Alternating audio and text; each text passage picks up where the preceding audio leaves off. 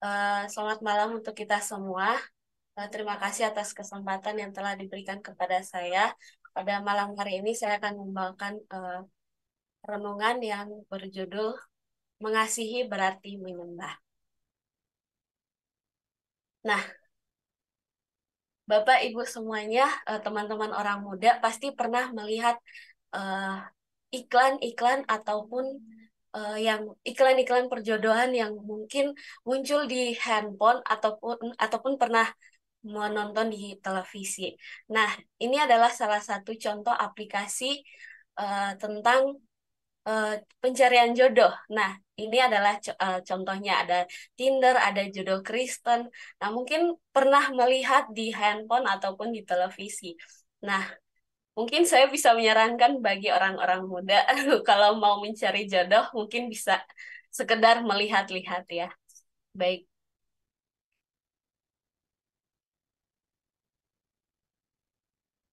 bentar. Oke.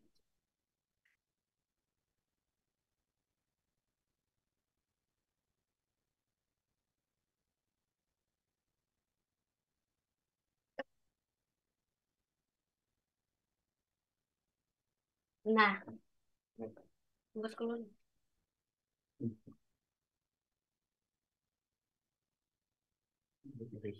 Sorry.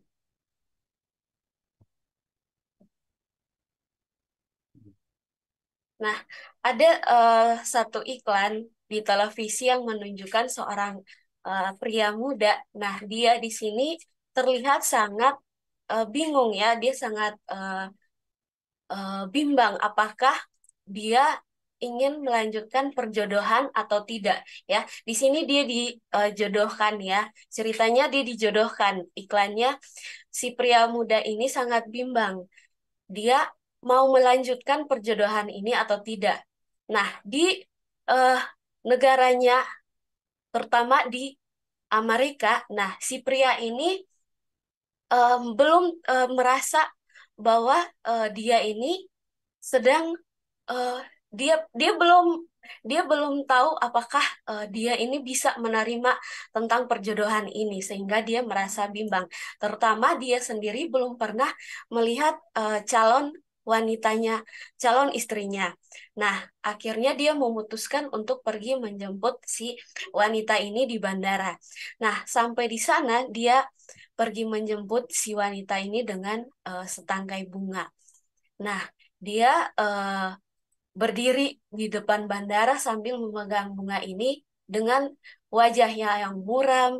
Ya, dia sangat bingung. Tetapi pada saat dia melihat wanita ini, yang tadinya dia merasa bimbang, frustasi, akhirnya dia merasa bahwa dia ini langsung bersemangat. Dia melihat wanita ini begitu cantik ya, sangat cantik ya, tiba-tiba saja ekspresinya yang tadi muram akhirnya menghilang. Nah, pikiran untuk menikahi si wanita ini pun yang tadinya tidak jadi menjadi tugas yang sangat besar dan juga menyenangkan bagi pria ini.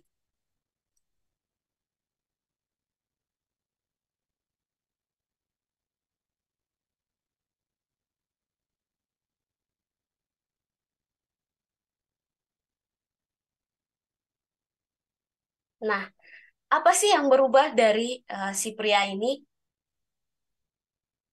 Tadi kita sudah lihat ya, si pria ini yang awalnya dia bimbang, dia frustasi, dia em, apa namanya, dia merasa bahwa dia itu eh, bimbang. Akhirnya dia melihat yang tadinya dia bimbang, akhirnya dia merasa senang ya.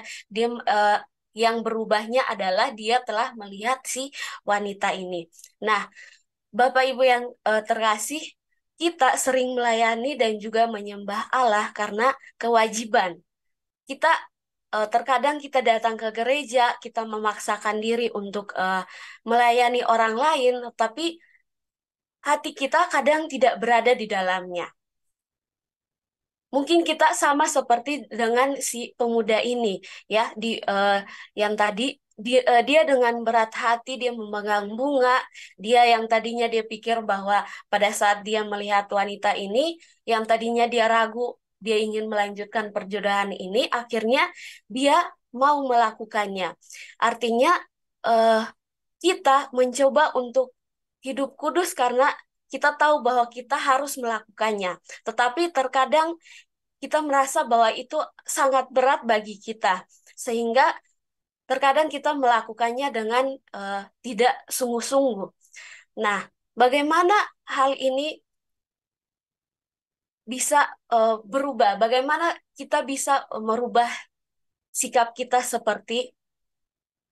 supaya kita bisa berubah? Nah, caranya adalah kita harus melihat Tuhan sama seperti pria yang tadi. Dia kita harus melihat Tuhan, ya. Ketika kita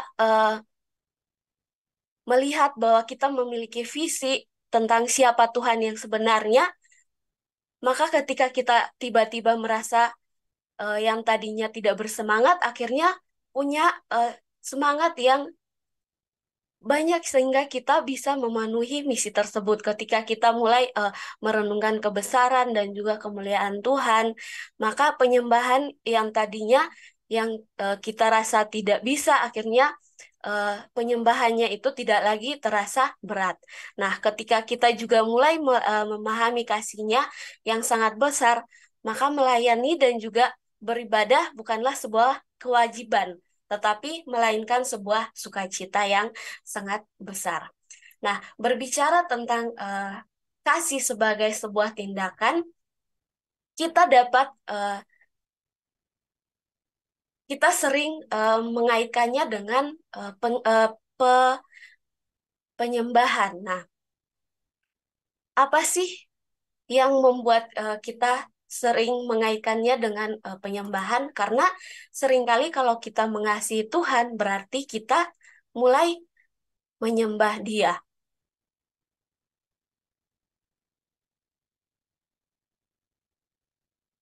Nah, Bapak Ibu semuanya, pada malam hari ini saya tidak akan mengatakan bahwa renungan kita tidak akan masuk ke dalam diskusi yang berkisar pada topik penyembahan, tetapi eh, saya akan mengajak kita semua melihat beberapa bagian Alkitab yang menunjukkan apa yang dihasilkan oleh penyembahan yang benar dalam kehidupan orang-orang percaya. Nah, kita akan berfokus pada tiga bagian Alkitab yang dicatat di dalam Injil Matius. Namun sebelum itu, saya mengundang kita, mari sama-sama kita untuk berdoa. Bapa kami dalam kerajaan sorga, puji dan syukur kami panjatkan ke hadapan hadirat-Mu ya Tuhan. Pada saat ini hamba-Mu akan menyembahkan firman Tuhan, kiranya Engkau urapi hamba-Mu biar hamba-Mu boleh berkata-kata sesuai firman-Mu, dan semuanya yang mendengar boleh berberkati ya Tuhan. Bapak, inilah doa dan harapan kami, dalam nama Tuhan Yesus kami datang dan berdoa. Amin. Baik, perikop yang pertama adalah terdapat di dalam Matius 2 ayat 11 sampai 12. Maka masuklah mereka ke dalam rumah itu dan melihat anak itu bersama Maria, ibunya, lalu sujud menyembah dia. Mereka pun membuka tempat harta bendanya dan mempersembahkan persembahan kepadanya, yaitu emas, kemenyan, dan juga mur. Dan karena diperingatkan dalam mimpi supaya jangan kembali kepada Herodes, maka pulanglah mereka ke negerinya melalui jalan yang lain. Nah, di sini dikatakan bahwa maka masuklah mereka. Siapa mereka? Mereka adalah raja-raja dari timur, orang-orang Majus. Nah, orang-orang Majus ini eh, mereka datang berjauh-jauh mil, datang dari negeri-negeri yang sangat jauh hanya untuk bertemu dengan Tuhan, datang untuk melihat Dia, Dia sang raja yang baru lahir. dan juga mereka datang untuk menyembah Dia. Nah, di sini mereka pun akhirnya membuka dan juga membuka tempat harta benda. Mereka mulai mempersembahkan persembahan kepada eh, Dia yang merupakan Raja yang baru lahir, yaitu Yesus Kristus, yaitu emas, kemenyan, dan juga mur. Mereka di situ dikatakan bahwa kenapa mereka datang, mereka mereka rela menempuh jalan yang sangat sulit dan juga bahkan cuaca yang sangat tidak menentu hanya untuk menyembah Tuhan. Dan juga ketika mereka menemukan raja yang baru lahir, mereka tersungkur di hadapannya dan juga mereka mempersembahkan persembahan mereka yang mahal, yaitu emas, kemenyan, dan mur tadi. Lalu apa yang terjadi pada mereka? Nah, cerita ini berlanjut pada saat mereka mulai menyembah Tuhan, yaitu pada ayat yang ke-12. Di sini eh, saya membuat dengan warna merah. Dikatakan bahwa, dan karena diperingatkan dalam mimpi supaya jangan kembali kepada Herodes, maka pulanglah mereka ke negeri melalui jalan lain. Nah, di situ mereka diperingatkan dalam mimpi supaya tidak kembali kepada Herodes. Nah, Bapak Ibu semua, kita dapat mengatakan bahwa setiap orang yang dengan sungguh-sungguh menyembah Tuhan akan pulang ke rumah dengan cara yang berbeda.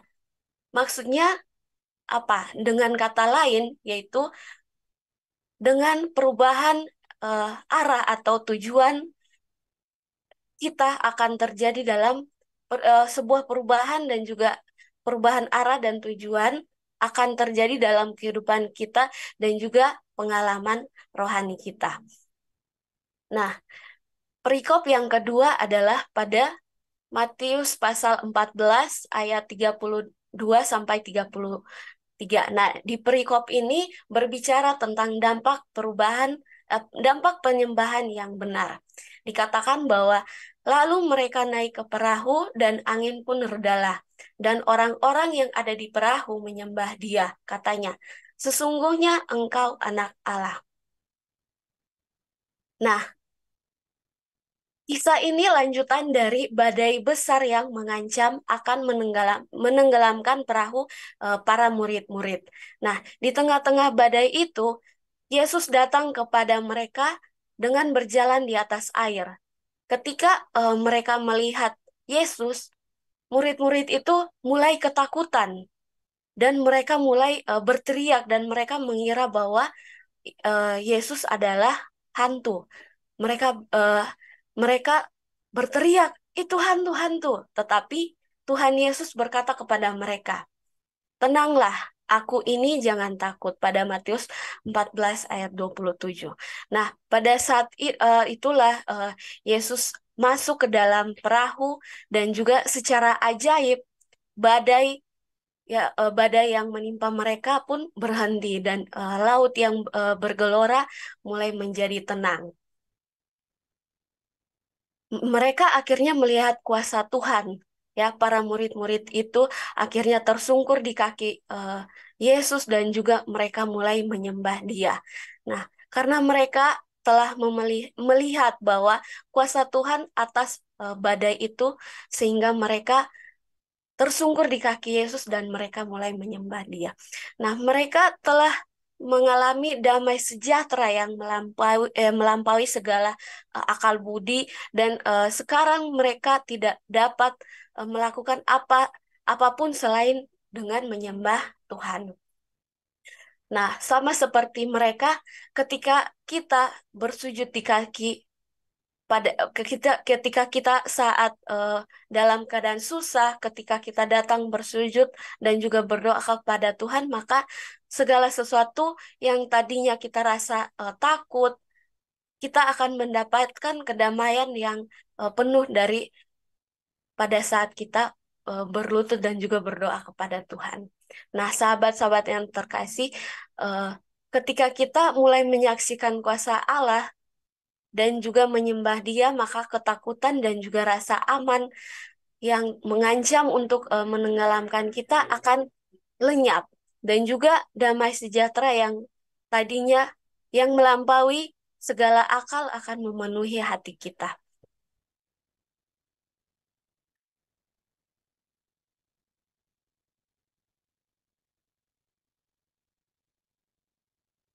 Ketika kita mulai menyaksikan kuasa Allah dan juga menyembah Dia, maka ketakutan dan juga rasa yang tadi kita rasa yang tidak aman dan juga mengancam untuk menenggelamkan hidup kita akan lenyap, dan juga damai sejahtera akan melampaui segala akal dan juga memenuhi hati kita.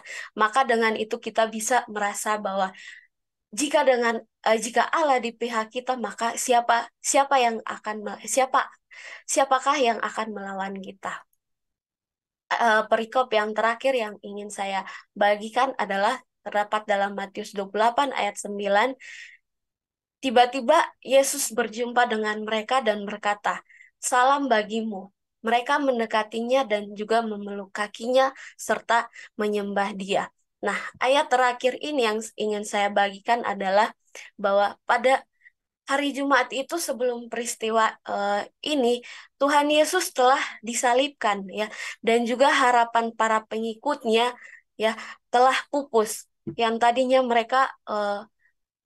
mulai mereka pikir Tuhan Yesus datang untuk menebus dosa-dosa mereka, tetapi mereka melihat bahwa Tuhan Yesus sudah disalibkan. Jadi mereka harapan yang mereka eh, yang tadinya bangga-banggakan akhirnya pupus ya. Keputusan, kekalahan dan juga kekecewaan mereka telah mengetuk pintu hati mereka masing-masing.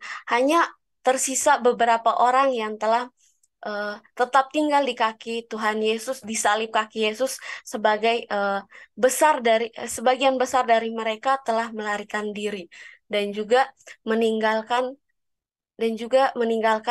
Tuhan Yesus sendirian.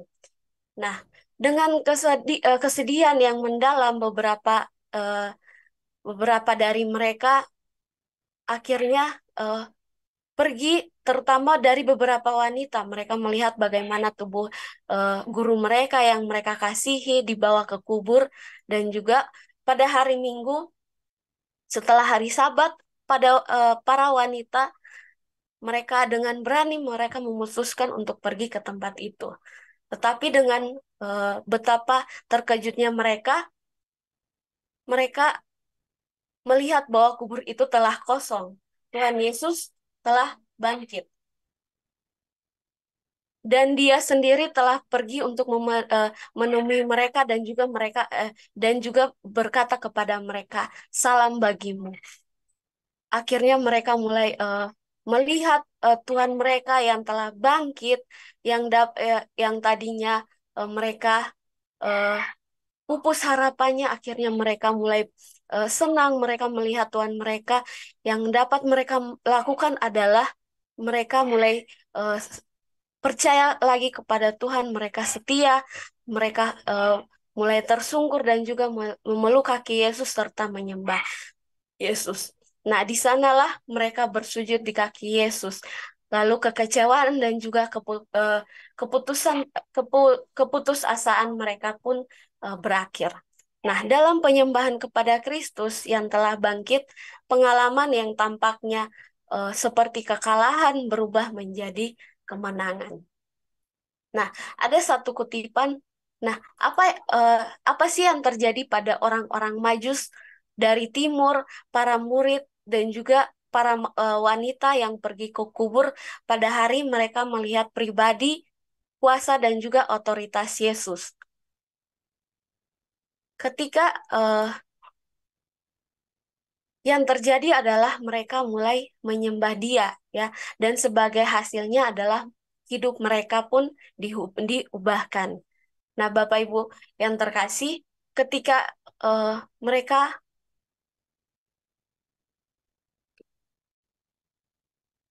ketika mereka mulai melihat bahwa Yesus telah bangkit, akhirnya mereka mulai menyembah Yesus sebagai juru selamat mereka. Ada satu kutipan dari Ralph Waldo Emerson yang mengatakan bahwa kita menjadi apa yang kita sembah. Dalam Yohanes 4 ayat 23 dikatakan bahwa tetapi saatnya akan datang dan sudah tiba sekarang bahwa penyembah-penyembah benar akan menyembah Bapa dalam roh dan kebenaran, sebab Bapa menghendaki penyembah-penyembah demikian. Nah, dalam kutipan ini kita menjadi apa yang kita sembah. Dalam artian eh, objek pemujaan kita akan membentuk identitas kita. Sebagai penutup, ketika kita mulai berfokus pada pribadi, kuasa, dan juga otoritas Tuhan, maka kita akan mulai mengasihi Dia, kita menyembah Dia, dan juga sebagai hasilnya hidup kita akan diubahkan. Demikianlah firman Tuhan yang saya bawakan uh, saya bawakan pada malam hari ini. Kiranya Tuhan memberkati.